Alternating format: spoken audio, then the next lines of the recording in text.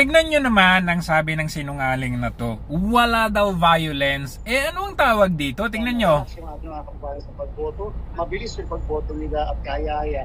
At siyempre walang violence.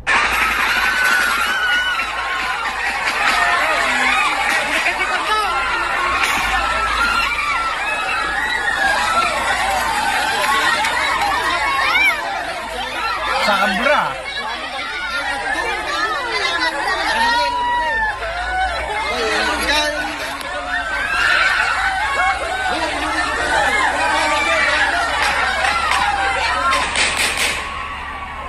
Sa Maguindanao.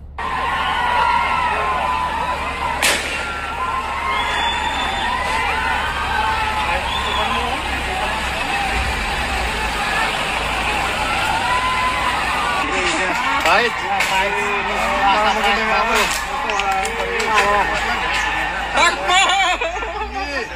baka hindi violence yung tawag dyan ni Garcia, no? Baka hindi violence.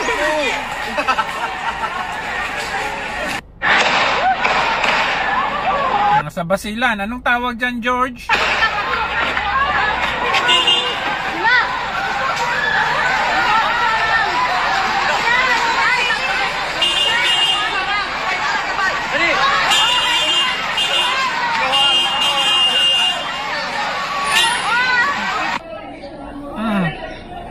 Cotabato.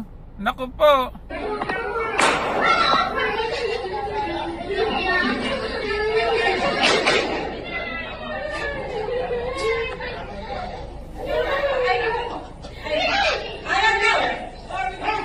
Alas 12 ng hating gabi, biglang sumiklab ang sunog sa basement floor 1 ng gusali ng SMNI sa... Hindi ba violence ng tawag dyan? Tangkang pagsunog sa gusali ng SMNI. Arson yan ni. Makati nitong linggo, natagpuan ang isang lagayan ng gasolina sa gilid ng exhaust and ventilation duct. Dalawang patay at... ito sa Negros, ngayon lang umaga to. Dalawang patay dyan. Ako, boboto ka na lang, babantay ka, tapos buhay mo na palang kapalit. Marami ang sugatan matapos ang pamamaril na nangyari sa sitio Ipilipil, Barangay Mambulak, Silay City, Negros Occidental kaninang umaga. Sa panayam na nakuha ng Bombo News Team, ang mga biktima, ang mga volunteers ng Team Ugyon na nakatayo sa labas ng isang bahay na ituturing na headquarters ng Team Asenso nang dumaan ang van at biglang namarila. Dalawa ang kumpirmadong patay habang marami naman ang sugatan na agad dinala sa So anong tawag dyan? Comelec Chairman George Garcia, walang violence. Akala ko ba nagpakalat kayo ng mga kapulisan natin o mga kasundaluhan para magbantay?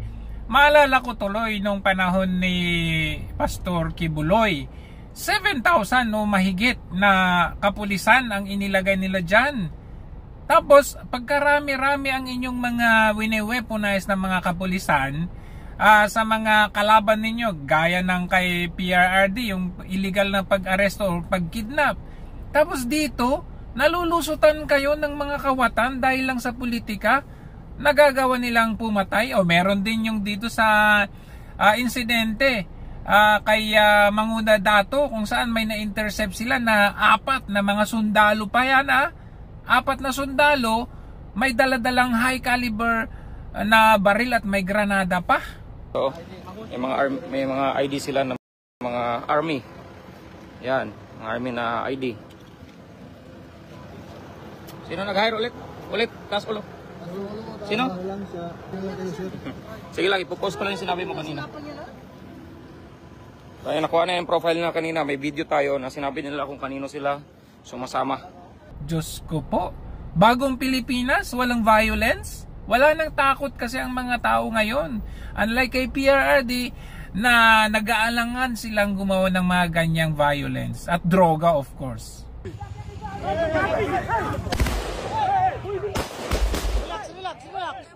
Relax.